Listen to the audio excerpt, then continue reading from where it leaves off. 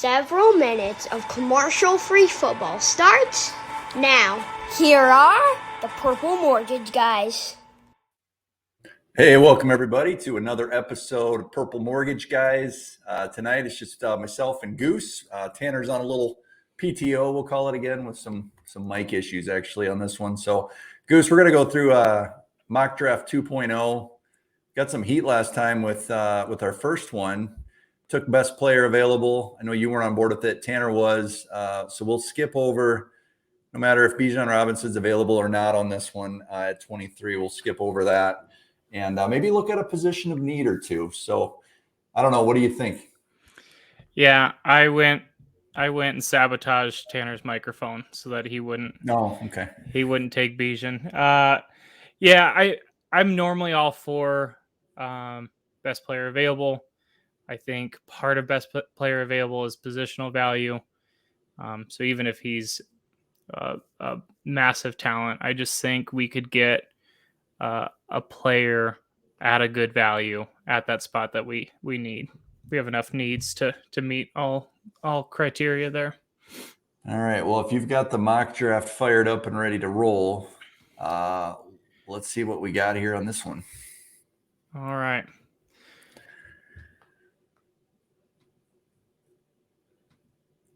Last time, we went first 3 rounds. Vikings obviously don't have a pick in the second round. And we ended up with Bijan with the 23rd pick.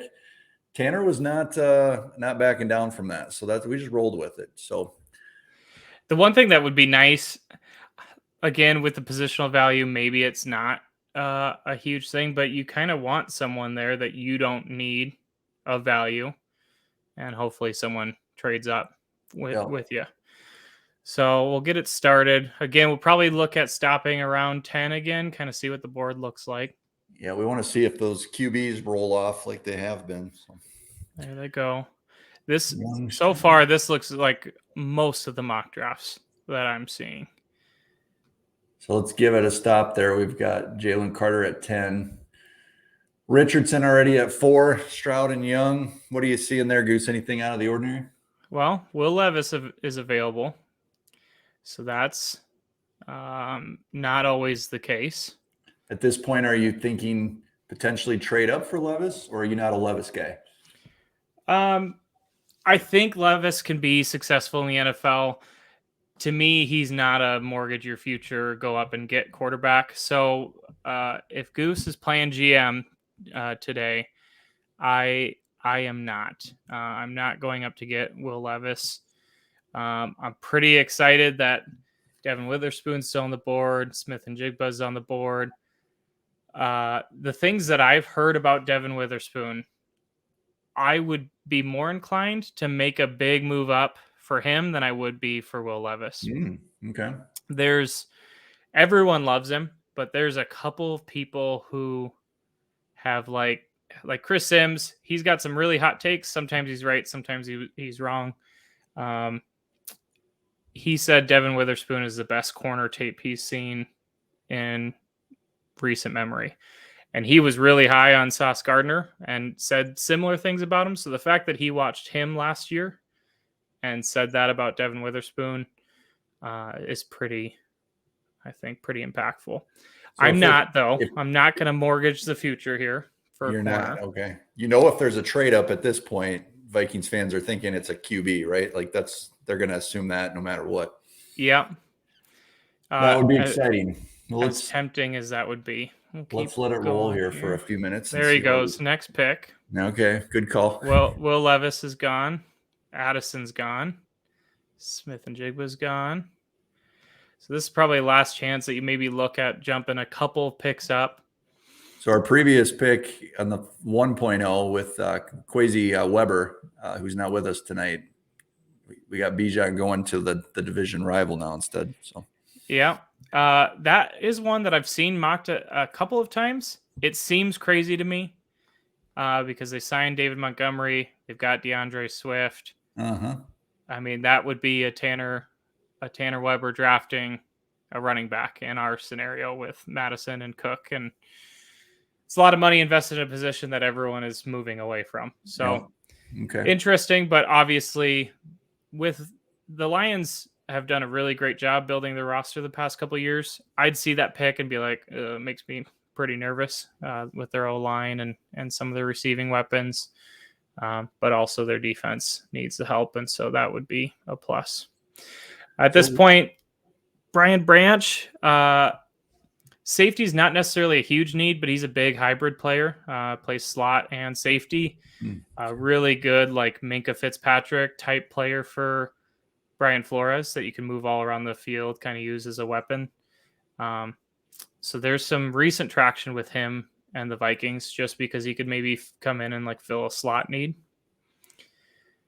So I'm going to confess here, those of you that don't know, Goose and Tanner do the deep dives on the college guys in the draft. I'm more your average, like, who are we going to, do they pass the eye test? And who are we getting on offense and what does that look like? So I do not know much about this Brian Branch. Would he eventually take over for Harrison Smith, or would he be more of a slot corner, or Lewis Seen out of the mix then at that point? I would think he would be a great Harrison Smith replacement, someone that can play in the box, someone that can drop back, someone who's super versatile. Harrison never really had that slot capability, but he had the line of scrimmage, and I think if Brian could spend a season or two behind Harrison, and he would still play, he'd get playing time, but just being in his presence would be huge. Lewis Seen, what if he makes it? One of his huge biggest assets is speed. Even though he's pretty skinny, he's got some good physicality. So I think if you had someone next to Seen who could play that Harrison Smith role, worry about him being in the box, I think that would free up Lewis Seen to kind of be the guy that's just ball hawking on the back end. So I do think that would be a really good pairing. So we talked about Deonte Banks here, probably a month and a half ago. And see, he's a little bit lower down on the board there. You've got a lot of secondary potential the next, 5 of 7 there. Is this something where you're maybe looking at a trade back then at this point? Absolutely. If a couple of these guys hang on the board, and I think since we've talked about Deonte, I think his stock has only risen. He was kind of or are a you fringe. just targeting him like you would take him at 23, no doubt? No doubt. At least with the way this board looks, I like Brian Branch. I really like Joey Porter Jr. Keely Ringo is not necessarily like a plug and play starter in a normal defense. He'd probably play right away in the Vikings defense just because we're so shallow at corner. But he's super athletic. He's got great size. He's just not super fluid. Quentin Johnson is a big body receiver who jumps out of the gym and is fast. There's just not a ton of stats, which is always a little scary, but a lot of that has been attributed to the quarterback play, not looking his way, not taking many chances on a big wide receiver who's probably should have had more one-on-one options. And then there's some good players here. I really think we have to go corner or wide receiver, and I'm leaning corner. Zay Flowers is a stud. So there's only 2 picks remaining. I'm almost certain that I would trade back in this scenario. This is where you start getting a little bit anxious and some tension. So let's let it roll a couple. There goes Porter. Ooh, both corners. Okay. And Banks. I love this offer here. You only go back 3 spots. You lose your 3rd round pick, but you get up into the 2nd round, which we've talked as much as we have about how important a 2nd round pick would be. So let's look at who are the QBs on the board right now, because that's something that everyone will have in the back of their head. Yeah, let's hide the trade offers for now. So Hendon Hooker's there. We brought Tanner McKee in on a visit. Tanner McKee would be like a taller Kirk Cousins. That's what I saw today. A Kirk Cousins comp is what they were saying. Which, I don't know how excited that would be for a 1st round pick for Vikings fans, but I think it's probably more realistic than maybe fans want to believe, just because at 23. No. Okay. Just period. I feel like KOC's made it known that between Stafford and Cousins, he really appreciates an accurate pocket Mhm. passer, and not so much as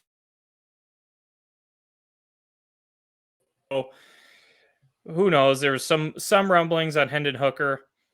I think people are maybe getting on him too much a little bit for Mhm. his age. I mean, he almost won the Heisman if he didn't get injured. But you combine the injury with the age and a weird offense in college, and I get the concern. But I would Yeah. think that if he got to sit behind Kirk for a year, that he'd be pretty solid. But I would say none of these guys are worthy of a first round pick. Gotcha. Okay, so what is Goose going to do the GM role on pick 23 here with the trade offer on the table, the big board looking the way it does with your guy Brian Branch? What are you doing here, Goose? Yeah, this is tough to have both of those corners go back to back after we got pretty lucky without a cornerback run for a while. Uh, Not ideal considering where we were 2 picks ago. So for the It record, makes you would have taken Porter or Banks, yes, and which order?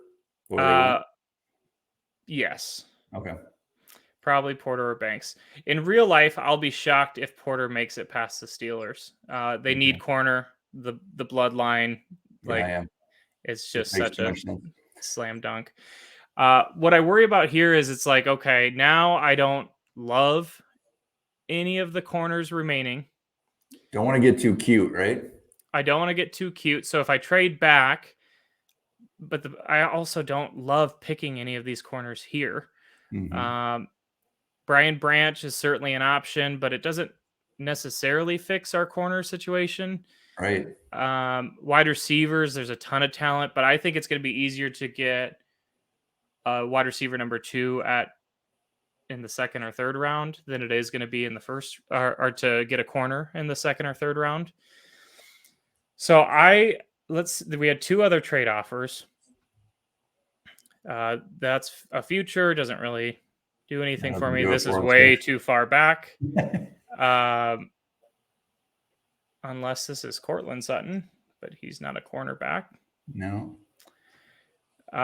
I'm really intrigued by this, and I think we go back 3 picks. Worst case scenario, if we were to accept this trade, is the next 3 picks would be Brian Branch, Keely Ringo, and Quentin Johnson. Mm-hmm. And then I'd still be thrilled about taking Zay Flowers, and then hoping that someone like DJ Turner is available with the second round pick. This guy's super athletic. Yeah, 4'2", 40. Little undersized at 181 pounds, but that's a theme of the cornerback class. Super athlete, kind of skinny guys, but he plays physical. I think this guy's going to be a steal if he truly makes it into the 50s. So this feels like deal or no deal. You're going to move back I'm moving back. 3 spots. I feel like if I'm in your ear at all, I don't have any say on this one. But if I'm telling you, Goose, I'm saying take the deal. I love moving from 87 up to 58, and I think you might still get whoever your guy is at 26 here as well. So Absolutely. I'm on board. I co-sign. All right. Oh, there's almost my worst case scenario. Mm-hmm. Now what do you do? Keely gone, Brian Branch gone, and then an edge player. A couple more trade offers. Let's just make sure there's not a slam dunk. Don't like them. I don't like those at all. So, unless you decide, hey, Rashad Bateman's a good wide receiver too, but let's not. Still, yeah. We're gonna make you make a pick here at 26. Okay. What's the thumbnail gonna say on this episode? Right now, as much as I think we need to go corner first because it's going to be easier, I think the value is between Quentin Johnson and Zay Flowers. Okay. And they probably couldn't be more of an opposite wide receiver pairing. So you have a 6'2" guy, 208 pounds, runs fast, jumps high, not a ton of production. Zay Flowers, small, 5'9", 182. It's fast as well. Better route runner by far. So my nerves with Quentin Johnson is is he going to be not Laquan? Laquan didn't run as fast as this guy can, wasn't as explosive, but is he going to be like a Cordero Patterson who it's like can't run a route, but he's fast and a playmaker? And so I think the floor on Zay Flowers is higher. The ceiling on Quentin Johnson is probably higher. And I'm gonna go Zay Flowers. Zay Flowers. Okay. Unless you have any objections, Brent. No, I'm In gonna my ear. defer to you on the actual pick, but we're gonna get that on the record, on the thumbnail. It's documented. It's like halftime of the Colts game, Goose. We'll have something to look back on after everything changes. So there goes Quentin. Just a couple picks later. So now I kind of want to watch corners. DJ Turner, Emmanuel Forbes, Tyreek. I think if we can get one of those three guys, I'll be okay. So I think I'm going to watch the board. If two of them go, I think I'm forced at that point to make a trade up. Okay, let's let it roll.